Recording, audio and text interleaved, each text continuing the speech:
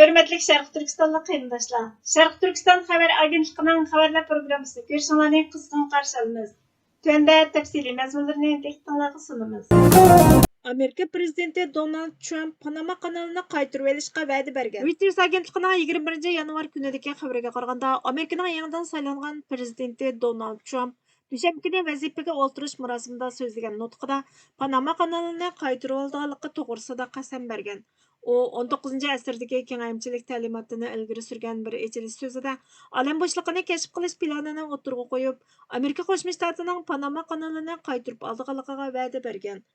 Echilishdan burun kanal haqidagi kontrolni yangidan ta'sis qilish tahdidini aslantirgan Trump, Panamani 1999 yili strategik suv yo'lini eng oxirida yo'tkazish uchun bergan va'dasini buzish va tijoratini Xitoyga o'tkazib berish bilan ayblagan.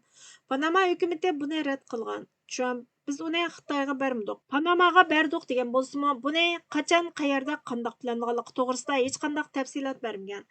Ammo harbiy kuch qo'llanishni chetga qoqqanligini rad qilgan. Bu ahvol Washingtonning Latin Amerikalik do'stlari va dushmanlarining tanqidiga uchragan. Panama prezidenti Jose Raul Mulino dushanba kuni ijtimoiy axborot supsi X'da Panama kanalini Amerikada o'z ichiga olgan dunyo tijorati uchun foydali bir shaklda boshqarganligini, kanalning izchil turda Panamaga tava bo'lganligini aytgan.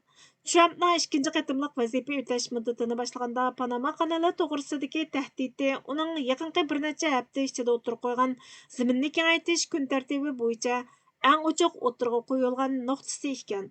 U vazifaga o'tirish asnosida Greenlandni setib olmoqchi bo'lganligini aytgan. Denmarkning zaminlarini Amerikaning davlat bexatarlik manfaati uchun muhim ahamiyatga ega deb tasvirlagan. Shundaqla Kanadani Amerikaning bir o'lkasi qilib qo'shib olishini o'ylagan.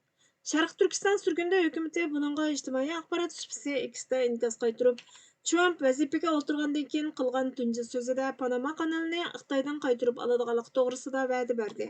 Prezident Trumpni o'rlik uchun bergan va'dasida ching turib, Sharq Turkistonni asr davlatlar tizimligiga kirgizib, Sharq Turkistonning Xitoyning ishg'oliyati va mustamlikasidan qutulib, mustaqillik o'rlikka erishish ko'rishiga yordam qilishini talab qilamiz dedi.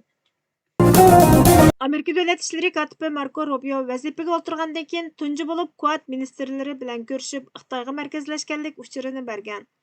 Amerika ovozining 21 yanvar kunidagi xabariga qaraganda, Amerika Davlat ishlari kotibi Marko Rubio Amerika tashqi ishlar ministrligiga kelib, 21 yanvar seshanba kuni atdiganda qasam berib vazifasini topshirib olgandan keyin Hindiston, Avstraliya va Yaponiya qatorliq 4 davlat xavfsizlik dialogiga a'zo davlatlarning tashqi ishlar ministrlari bilan uchrashgan. Rubio o'zining Amerikaning davlat manfaatini asos qilgan tashqi siyosatda ching turadiganligini ta'kidlab, bizni texmo kuchlik, texmo bexatar yoki texmo gullantiradigan narsa bizning burchimiz bo'ladi. Amerika davlat bexatarligiga ziyon yetkazmay yoki yadrolik qimmat qarshiga daxl yetkazmay, to'qinishdan saqlanishga tirishimiz degan. Uchrashishdan keyin tarqatilgan bayonotda Amerika, Avstraliya, Hindiston va Yaponiyaning tashqi ishlar ministrlari bugun Washingtonda uchrashib, erkin va ochiq Hind-Tinch okeanni kuchaytirishdagi o'rtaq va'damizni qayta ta'kidladik. Biz bu rayonda qonun bilan idora qilishni, demokratik qimmat qarashni va egalik huquqining butunligini qo'g'daymiz. To'rt davlat xalqaro qonun, iqtisodiy fursat, tinchlik, muqimlik va dengiz okeanni o'z ichiga olgan barliq sohalarda Hind-Tinch okeandagi xalqlarning taraqqiyoti va gullanishiga kafolatlik qiladi. Biz hozirgi bu holatni zo'rlik yoki majburlash orqali o'zgartmoqchi bo'lgan bir taraflama harakatlarga qat'iy qarshi turamiz deyilgan. Simpson markazidagi Xitoy programmasining direktori Yunsun Amerika ovozi radiosiga menimcha 4 davlat ministrlari o'tirisidagi bu uchrashish Amerikaning Xitoyning qad ko'tarishiga qarshi rayondagi ittifoqdoshlari va sheriklari birlashmasidan voz kechmaydiganligining signali degan. Yana ba'zilar Rubioning Xitoyga bo'lgan ko'z qarashining Trumpning mo'lchiriga o'xshamaydiganligini ko'rsatgan. Woodrow Wilson markazining yuqori darajali xizmatchisi William Pomeranz Amerika ovozi radiosiga Marko Rubioning Xitoyga qarshi turish, Xitoy bilan aloqa qilmaslik va dunyoning har qaysi joylariga kishilik huquqni qo'llashdek tarixi bor degan. Rubio dushanba kuni davlat ishlari kotibi sifatida birdek muayyanlashtirilib, Trumpning ikkinchi qatimliq hokimiyatining tunji kabinet a'zosi bo'lgan. Sharq Turkiston surgunda hukumati ijtimoiy axborot supsi X'da Kengash palata a'zosi Marko Rubioning Amerika davlat kotibi, Amerikaning tashqi ishlar ministri bo'lib tayinlanganligini tabriklaymiz.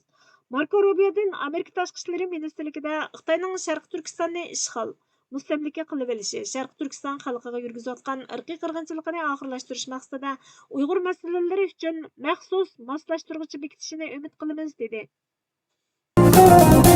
Amerika Qozog'istonda yer ijara olgan. Tengri xabarlari to'rining 23 yanvar kunidagi xabariga qaraganda, kelishim loyihasiga asosan Qozog'iston hukumati Amerikaga 70.539 kvadrat metr yerni ijara bergan. Bu yer Korni Gegend mikrorayoniga joylashgan, ya'ni Jamakayev mahallasi Farabi ko'chasi va Sayfullin mahallasi Aldar ko'sa ko'chasiga joylashgan ekan. Yer maydonining bir qismi metall reshatka bilan qo'rshalgan. Bu planning sharqiy qismida bir kichik futbol maydoni bor ekan. Ilgari e'lon qilingan kelishim loyihasiga asosan dastlabki 49 yillik ijara muddati va undan keyingi 49 yillik yangilash muddati bor bo'lib, 25.301.016 dollar ijarasi kelishimnoma rasmiy ijro qilingan kundan e'tiboran 30 kalendar kunida bir qatimda topshirildi ekan. Mu'tazillarning raisi Amir ibn Abid yuqori qatlam peshvalardan Shayx Hasan Basrining huzurida kamoliy ehtirom bilan o'ltirgan. Uningdan dars olgan. Barcha din ulug'lari, ijtihod egalari, din ahlining yo'lboshchilari bo'lib turib, bir yandan askarlik qilgan. Din va aqida ularga barliq kuch-quvvati va shavkati bilan birlikda o'zlashgan edi. Butkul olimlar rohat turmushda, xayr-saodat va erkin fikr muhiti ichida edi. O'z dinining ahli bo'lganlar bilan boshqa dinga ergashuvchilar orasida farq yo'q edi. İnsaflıq bir oqurman men bilan birga berib bu olamni ko'rsa, bu musulmonlarning ahvoliga qarasa, dinning ilmga naqadar yo'l qo'ydiganligini biladi. Undan keyin deydiki, to'g'risi bu yerda dinni amaliy ko'rish orqali tavsif qilg'ili, ya'ni tunib yetkili dinning madaniyat bilan qandoq birlashadiganligini aynan ko'rib yetkili va bu hikmatparvar olimlardan fikr erkinligining nimaligini o'rganib olg'ili bo'ladi ekan. Aql bilan vijdon orasidagi munosabatning qandoq vujudga keladiganligini bular orqali tushunib olg'ili bo'ladi ekan. Bizda ilm bilan din o'rtasida hech qanday to'qinish yuz berib boqqan emas.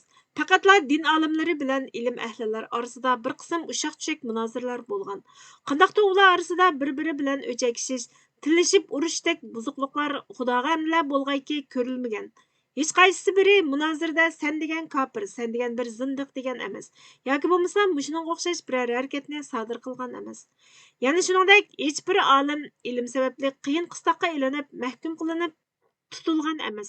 Aksicha jamiyat orasiga bo'lgunchilik selib, xalqning xotirjamligini buzishga tirishsa, ondan u chog'da tabiiy vujudini, jamiyat butunligini saqlash yuzasidan xuddi jarohatlik a'zoni pido qilib voz kechganga o'xshash mazkur bo'lgunchilik solg'uchi jamiyatdan kesib elitilgan. Musulmonlar haqiqiy din olimlari bor bo'lgan zamonlarda dunyo millatlari orasida olim edi. Butkul olamning peshvo ulgilari edi. Şeriat sirlarini bilmeslik illetiga tutilgandan keyin haqiqiy mavjudligini saqlab qololmay inqirozga uchrashdi. Manba Erkesti 263-son 1949-yili 6-may. Uyg'urchaga og'dirg'ichi Burhan Muhammad. Bizga vaqt ayirganinglar uchun ko'p rahmat. Kelar qatim programmamizda ko'rishguncha Allohga omonat bo'lg'aysizlar.